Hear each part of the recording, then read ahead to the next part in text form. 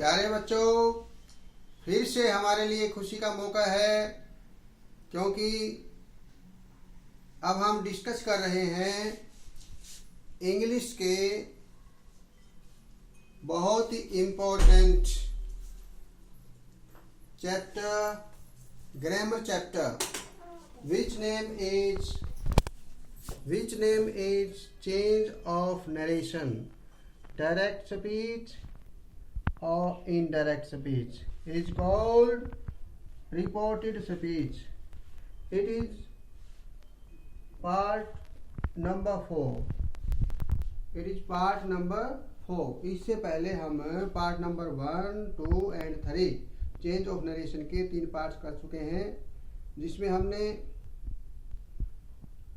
Difference के बारे में डिस्कस किया कि डायरेक्ट स्पीच और इनडायरेक्ट स्पीच में क्या डिफरेंस होता है और इंट्रोगेटिव सेंटेंसेस को कैसे चेंज किया जाता है डायरेक्ट से इनडायरेक्ट में।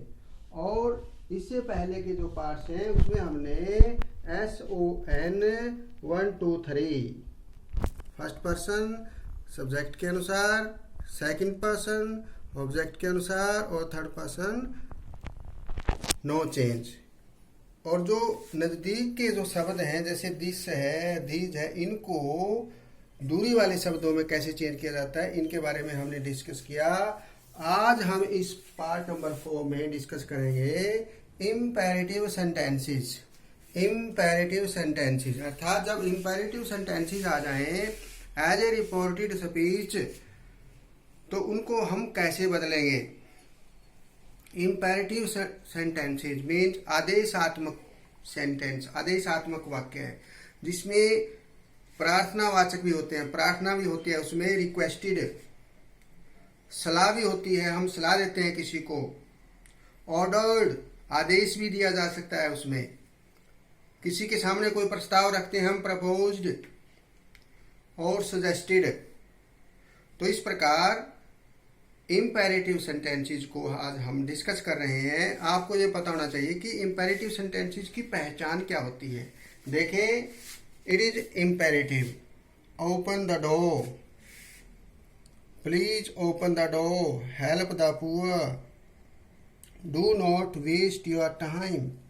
तो इस प्रकार look at the black board, यानी जो सेंटेंस डायरेक्ट वर्ब से स्टार्ट होता है, यानी जिसमें ऑब्जेक्ट नहीं जिसमें सब्जेक्ट नहीं है, यानी सब्जेक्ट हिडन होता है इसमें। जैसे मान लो मैं किसी बच्चे को कहता हूं open the door, open the door, तो बच्चा समझ गया कि ये मुझे कहा जा रहा है, तो हमें ये कहने की जरूरत नहीं है यू ओपन द डोर, हमें ये कहने की जरूरत नहीं है क्योंकि अंडरस्टूड है ये कि उस बच्चे को कहा जा रहा है यू ओपन द डोर। तो इसलिए हम यू ओपन द डोर कहने के बजाय सीधा कहते हैं, क्योंकि इसका कंप्लीट अर्थ निकलता है ओपन द डोर। तो जो सेंटेंसेस डू नॉट से या डायरेक्ट वर्ब से, प्लीज से स्टार्ट होते हैं, जिसमें सब्जेक्ट हिडन सब्जेक्ट होता है, स्पष्ट रूप से सब्जेक्ट लिखा नहीं जाता, जैसे इन सेंटेंसेस में लिखा हुआ है subject, I go for a walk, man is मॉर्टल, the earth. तो इसमें सब्जेक्ट इसमें लिखा हुआ है, लेकिन इन सेंटेंसेस में डायरेक्ट हम वर्ब से इन सेंटेंसेस को स्टार्ट कर रहे हैं। Open the door, help the poor, तो हेल्प इसमें वर्ब है, इसमें भी ओपन वर्ब है, तो डायरेक्ट वर्ब से स्टार्ट कर रहे हैं इनको। These sentences are imperative sentences. तो ये भाव के अनुसार इसमें हम चेंजिंग करते हैं। यदि इसमें ऑर्डर है, आदेश है सेंटेंसेस में, तो हम ऑर्डर्ड लगाते हैं साइड टू की जगह, क्या लगाते हैं ऑर्डर्ड। और प्रार्थना की गई है तो साइड टू की जगह क्या लगाते हैं रिक्वेस्टेड। सलाह दी गई है तो एडवाइज्ड, मनाही की गई है तो फॉरबेड। तो इस प्रकार हम इन सेंटेंसेस को चेंज करते हैं। और जिसमें लेट लगा होता है, लेटस या लेट मीस वाले जो सेंटेंसेस होते हैं उसमें हम सजेस्टेड टू या प्रपोज्ड टू का इस्तेमाल करते हैं। प्रपोज्ड टू या सजेस्टेड टू उसमें हम लगाते हैं। फॉर एग्जांपल, आप बच्चों ने open the door change of voice में भी आपने चेंज किया था। जैसे मान लो चेंज ऑफ वॉइस में ओपन द डोर आता है, तो हमने लिखा था कि let the door be opened, ये था चेंज ऑफ वॉइस। लेकिन अब हम क्या कर रहे हैं, change of narration, direct speech और इनडायरेक्ट स्पीच। तो ये सेंटेंस वही है जैसे हमने चेंज ऑफ वॉइस में किया था, लेकिन इसमें कुछ चेंजिंग का जो डिफरेंस है वो हमने देखना है कि चेंज ऑफ नरेशन में ओपन द डोर को हम कैसे चेंज करते हैं। देखें, he said to the servant open the door. अब सर्वेंट को कहा है किसने, उसने अपने नौकर को कहा। तो नौकर को जब हम कहते हैं तो हम क्या करते हैं, नौकर को कहते हुए आदेश देते हैं। ये भाव फीलिंग क्या है, आदेश की है, तो यहाँ पर आदेश के लिए क्या लगाएंगे, ऑर्डर्ड। देखें, सेड टू को किस में चेंज किया, ordered. He ordered the servant, और बीच में जैसे हम दैट लगाते थे अफर्मेटिव सेंटेंसेस में, हमने क्या लगाया था बीच में, दैट। और इंटेरोगेटिव में पार्ट 3 में हमने देखा, इंटेरोगेटिव में क्या लगाया था हमने, इफ या WH वर्ड। लेकिन इसमें हम इफ नहीं लगाएंगे, न WH वर्ड लगाएंगे, न दैट लगेगा, बल्कि बीच में टू से इसको हम क्या करेंगे, जोड़ेंगे सेंटेंसेस को। He ordered the servant to, यहाँ टू लगाया हमने को में हटा करके, to open the door, full stop, क्योंकि इसमें आदेश दिया गया है। Next is he said to me open the door. अब इसमें उसने मुझसे कहा दरवाजा खोल दो। इसमें नौकर को कहा था, आदेश दिया था दरवाजा खोल दो, तो हमने ऑर्डर लगाया है। अब इसमें ये क्लियर नहीं है क्योंकि रिक्वेस्टेड भी नहीं है, क्योंकि रिक्वेस्टेड जब होता है तो उसमें प्लीज लगता है। रिक्वेस्टेड के लिए, प्रार्थना के लिए क्या लगाते हैं हम, काइंडली या प्लीज, काइंडली या प्लीज हम उसमें लगाते हैं। तो प्लीज लगाते हैं हम रिक्वेस्टेड के लिए, तो और आदेश के लिए हम किसी को आदेश देते हैं, लेकिन इसमें क्लियर नहीं है। तो ये मतलब एक सिंपल स्टेटमेंट है, तो सिंपल स्टेटमेंट के लिए हम क्या लगाते हैं, सेड टू किस में चेंज करते हैं, आस्क्ड में। इसी प्रकार हमने इंटेरोगेटिव सेंटेंसेस के अंदर भी सेड टू को आस्क्ड में चेंज किया था। और इंपेरेटिव सेंटेंसेस की जो सिंपल स्टेटमेंट होती है उसमें भी हम इसको किस में चेंज कर रहे हैं, आस्क्ड में। He asked me, he said to को चेंज किया, आस्क्ड मी टू, आपको मैं हटा करके क्या लगा दिया, to open the door. Next, she said to me please open the, please इसमें प्रार्थना की गई है, तो इसके लिए क्या लगाएंगे, रिक्वेस्टेड, जहां प्लीज लग जाए। शी प्लीज लग गया यहाँ पर, तो requested, she requested, she requested. Said to किस में चेंज किया, रिक्वेस्टेड में, शी रिक्वेस्टेड मी टू। अब ये प्लीज नहीं आएगा यहाँ पर, क्यों, क्योंकि उसके लिए हमने कौन सा वर्ड लगाया, requested, to open the door. Clear है। Salim Khan said to me help the poor. Salim Khan advised me, मैंने क्या समझा, इसमें भाव क्या समझा है कि मेरे को उसने सलाह दी है। सलाह के लिए जब हम किसी को परामर्श देते हैं, सलाह देते हैं, तो क्या लगाते हैं, एडवाइज्ड। सेड टू को एडवाइज्ड में, सलीम खान एडवाइज्ड मी, फिर क्या लगाया बीच में, to help the poor. To के बाद हमेशा फर्स्ट फॉर्म लगानी है, या बच्चों ने आपने ध्यान रखना है, ये सेकंड नहीं करनी, हेल्प नहीं करना, टू के बाद फर्स्ट फॉर्म लगानी है। Salim Khan asked me to help the poor. Next देखें, अब देखो इसमें दो तरह से हमने इसको बनाया है, इसको दो तरह से बनाया है। Salim Khan said to me help the poor, advice से, सलाह से बनाया है इसमें। Salim Khan advise me to help the poor, एक सामान्य स्टेटमेंट के रूप में भी हमने इसमें बनाया है कि एक बच्चा कहता है कि इसमें सलाह नहीं है, एक सामान्य स्टेटमेंट है, तो सुझाव नहीं है, सलाह नहीं दी गई है, तो सामान्य स्टेटमेंट के रूप में इसमें दूसरा स्टूडेंट क्या सोचता है, आस्क्ड, तो वो इसमें आस्क्ड लगाता है। सलीम खान आस्क्ड मी, तो एडवाइज्ड मी नहीं बल्कि asked me to help the poor. तो ये हमारे दोनों ठीक हैं, एडवाइस से बनाए या आस्क्ड से बनाए। He said to Sunil do not waste your time, इसको आप एडवाइस से बनाएं, क्योंकि उसने सुनील से कहा do not waste your time, अपना समय बर्बाद मत करो, तो इसमें सलाह दी गई है। जब आप सलाह से बनाएंगे, एडवाइस से बनाएंगे, तो आपने यहाँ नोट टू लगाना है। क्या लगाना है यहाँ पर, नोट टू। देखें, क्योंकि ये डू कट जाएगा यहाँ से, ये सेंस को क्लियर करने के लिए यहाँ लगा हुआ है, do not waste your time, अपना समय बर्बाद मत करो। तो अब इसको एडवाइस से बनाएं, he advised Sunil not to waste his. अब यूअर कौन सा पर्सन है, सेकंड पर्सन, किसके अनुसार चेंज होगा, ऑब्जेक्ट के अनुसार। ऑब्जेक्ट क्या है? सुनील, लड़का है ये, और लड़के के लिए क्या यूज होगा? हिज। क्या होगा? हिज, क्योंकि प्रोनाउन हम क्या यूज करते हैं? ही, लड़के के लिए। तो हिज कैसे आए? देखें इधर, इधर देखेंगे, इसमें ये ही है, लड़के के लिए ही है, लड़की के लिए सी आता है। तो इसमें पोजेसिव में क्या आएगा? हिज, क्योंकि उसमें यूअर था, उसमें यूअर था, सेकंड पोजेसिव, यू के बाद सेकंड यूअर, तो ही के बाद सेकंड क्या आएगा? ही के बाद हिज। ठीक है, तो यहाँ हमने क्या लगाया? देखें, his, not to waste his time. और इसको फॉरवर्ड से भी बना सकते हैं हम। फॉरवर्ड से मनाही करना, फॉरवर्ड का मतलब मनाही करना, किसी को मना करना, भाई वेस्ट अपना समय बर्बाद ना करो। तो मना करने के लिए जब हम फॉरवर्ड का यूज करेंगे, फिर हम यहाँ नॉट टू नहीं लगाएंगे, ये ध्यान रखना आपने।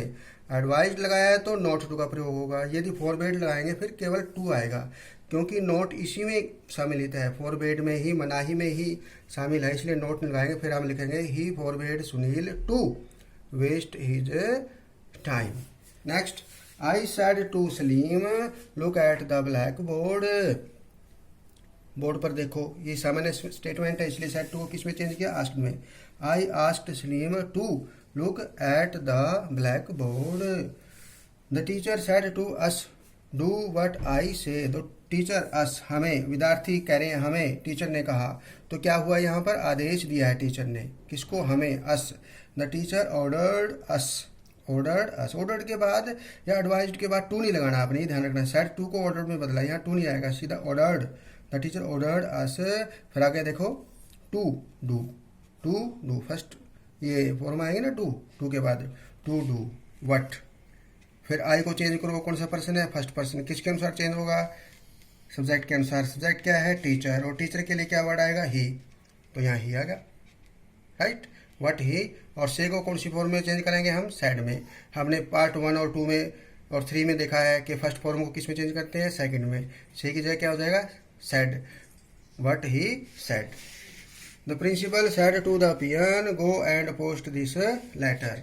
द प्रिंसिपल ऑर्डर्ड, क्योंकि पियन को तो ऑर्डर देगा वो, पियन, पियन को क्या करेगा? वो ऑर्डर देगा। ऑर्डर्ड द पियन टू, देखो टू लगाया मैंने, to go and post this को किस में चेंज करेंगे? दैट में। ये जो नजदीकी वाले जो शब्द है ना, दूरी में बदलते हैं हम, जैसे देखो दिस को that, these, those, here, there, now, then, go, before, hither, thither, thus, so, hence, thence, today, that day. Today को किस में बदलेंगे? दैट डे में। टुमारो को the next day, tonight that night. Yesterday को किस में चेंज करेंगे? द प्रीवियस डे और the day before. Last night को the previous night, last week को the previous week, the next day को the following day, the next week को the following week. तो इस प्रकार हम इनको चेंज करेंगे। तो इसमें देखें हम, दिस का क्या कर दिया हमने? दैट। अब आगे देखेंगे हम लेट।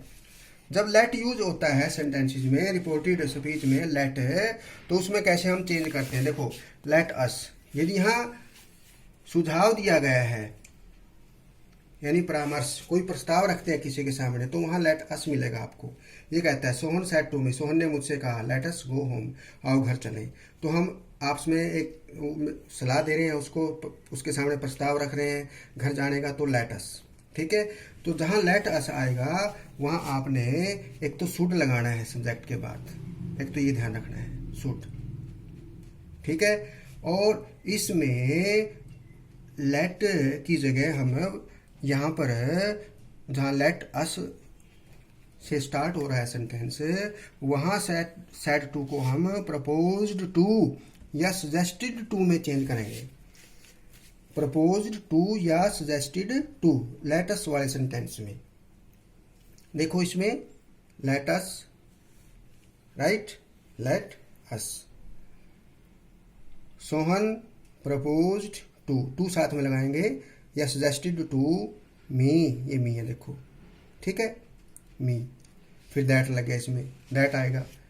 उन सेंटेंसेस में दैट नहीं आया था, टू लगाया था बीच में, इसमें दैट आएगा लेटस वाले में, दैट। अब ये अस क्या है? फर्स्ट पर्सन, किसके अनुसार? सब्जेक्ट के अनुसार। सब्जेक्ट क्या है? सोहन, सोहन के लिए क्या आएगा? ही। लेकिन ही का प्लूरल, क्योंकि ये अस है ना हमें, तो ही का प्लूरल क्या बनेगा? दे। तो ये दे आएगा यहाँ पर, अस की जगह दे। शुड, शुड के साथ पहली फॉर्म आती है गो। क्लियर है सबको? दोबारा देखें। I said let us go out for a walk. I proposed that. I proposed, इसमें भी प्रपोज्ड था, सुझाव प्रस्ताव रखा था। आई प्रपोज्ड दैट। अब यहाँ पर देखो लेट अस है, यहाँ पर क्या आया वी। यहाँ दे नहीं आया है, ये ध्यान रखना है हमने। यहाँ दे नहीं है, क्यों नहीं है दे? क्योंकि ये वी, यहाँ अस है। अस फर्स्ट पर्सन है किसके अनुसार?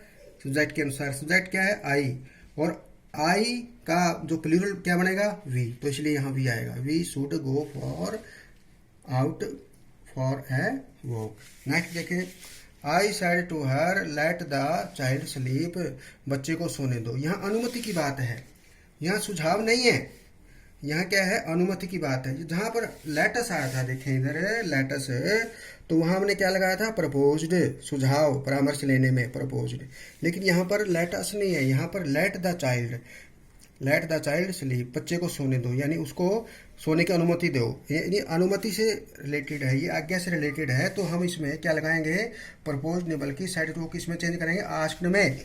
आई आस्क्ड हर, आई आस्क्ड हर, फिर बीच में टू लगे, देखो टू, इसमें लेट है, इसमें लेट नहीं था। जहाँ लेट अस था वहाँ हमने शुड, सब्जेक्ट के बाद शुड लगा दिया था और सेट टू को प्रपोज्ड में, और लेट इसमें से खत्म हो गया था। लेट नहीं था क्योंकि सुझाव से संबंधित था ये लेट। अब यहाँ लेट अनुमति से संबंधित है, तो टू के बाद लेट है यहाँ पर। I asked her to let the child sleep. Next देखे। I said to him please let me come in. कृपया मुझे अंदर आने दो। इसमें भी अनुमति मांगी है, कृपया, प्लीज मुझे अनुमति, अंदर आने की अनुमति दो। तो इसमें क्या लगाएंगे हम? रिक्वेस्टेड। सेड टू को किस में बदलेंगे? रिक्वेस्टेड में। आई रिक्वेस्टेड हिम टू, ये प्लीज कट गया क्योंकि रिक्वेस्टेड आ गया, टू लेट मी। अब मी फर्स्ट पर्सन है, किसके अनुसार चेंज होगा? सब्जेक्ट के अनुसार। सब्जेक्ट आई है तो इसलिए इसमें मी आ गया। कम इन। तो इस प्रकार आप सभी बच्चों ने देखा कि किस प्रकार हमने इंपेरेटिव सेंटेंसेस को चेंज किया है। यदि ऑर्डर है तो ऑर्डर्ड, सुझाव है, किसी को सलाह दी गई है तो एडवाइज्ड, मनाही की गई है फॉरबिड, और लेट अस से जब हम स्टार्ट करते हैं तो वहां शुड का प्रयोग करते हैं, लेट वहां नहीं आएगा। जैसे हमने इस सेंटेंस में किया, देखो let us go home. Sohan proposed, said to किसमें चेंज किया? Proposed to me, let us go home. That, बीच में दैट है, दैट दे शुड, ये परामर्श है, शुड गो होम। लेकिन जब अनुमति की बात आएगी, जहाँ लेट अस नहीं होगा, लेट के बाद लेट द चाइल्ड या लेट मी के रूप में अनुमति मांगी गई है, तो वहाँ हम क्या करेंगे? टू लेट आएगा वहाँ पर। जैसे इसमें देखो टू लेट, दे शुड नहीं, वी शुड नहीं, बल्कि टू लेट आएगा, अनुमति से रिलेटेड। और इसी प्रकार आपने फर्स्ट पर्सन कैसे चेंज होता है, सेकंड कैसे चेंज होता है, थर्ड पर्सन नो चेंज, ये फर्स्ट और सेकंड और थर्ड पार्ट में समझ लिया है और आगे भी समझते रहेंगे। तो इस प्रकार प्यारे बच्चों, आपने फर्स्ट, सेकंड और थर्ड पार्ट को भी ध्यान से देखना है, वीडियो को ध्यान से देखना है। और फोर्थ पार्ट जो पार्ट 4 है, जिसमें हमने इंपेरेटिव सेंटेंसेस को कैसे चेंज किया जाता है इसके बारे में डिस्कस किया। आप इस वीडियो को बार बार देखें, आपस में डिस्कस करें, एक दूसरे बच्चों को बताएं, और जो बातें आपने सीखी हैं अपनी नोटबुक पर उन सब बातों को नोट कर लेंगे। ठीक है, सभी नोट करेंगे। ओके, जय हिंद, थैंक यू, धन्यवाद, बाय बाय।